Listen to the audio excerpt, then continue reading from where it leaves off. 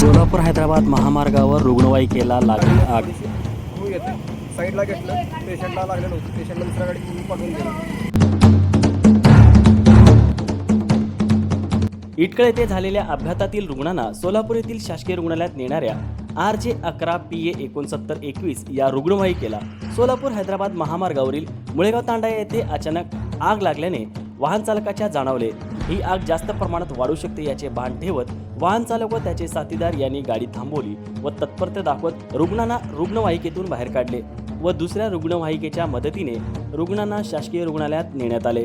रविवार पेठेतील अग्निशामक दलाचे कर्मचारी वेळेत दाखल झाले व आगीचे नियंत्रण आटोक्यात आणले. आग जरी कमी प्रमाणात लागलेली असली तरी वाहन चालकाच्या तत्परतेमुळे मोठा अनर्थ टळला. यात कुठलीही जीवितहानी झाली नाही. फुलवाडी टोल नाकाची गाडी आहे, टोल प्लाझाची. इटकळच्या पुढे ॲक्सिडेंट झालं होतं. पेशंट घेतला गाडीमध्ये, सोलापूरला शिवला जात होतं.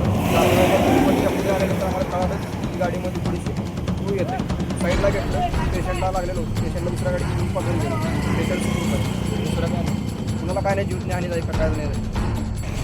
4 वाजून 42 मिनिटांनी रविवार पेठ अग्निशामक केंद्र येथे सोममुख या इसमध्ये हैदराबाद रोड मुळेगाव तांडा येथे हायवेला 108 ॲम्ब्युलन्स 1033 जे हायवेची ॲम्ब्युलन्स आहे त्यामध्ये आग लागलेली आहे आणि सदर ॲम्ब्युलन्समध्ये पेशंट आहे असे कळवले. सदर माहिती अधिकारी साळुंके साहेब तसेच जुजाळ साहेब यांना माहिती कळून आम्ही 29 रविवार पेठ केंद्र येथील फायर गाडी इथे घटनास्थळी येऊन पाण्याचा मारा करून आग विझवलेली आहे आणि सदर पेशंट जी गाडी होते त्यांना त्या ड्रायव्हर आणि त्यांचे हेल्पर होते त्यांनी दुसऱ्या ॲम्ब्युलन्समध्ये शिफ्ट केलेलं आहे आणि पुढील उपचारासाठी दुसऱ्या हॉस्पिटलमध्ये पाठवलेलं आहे.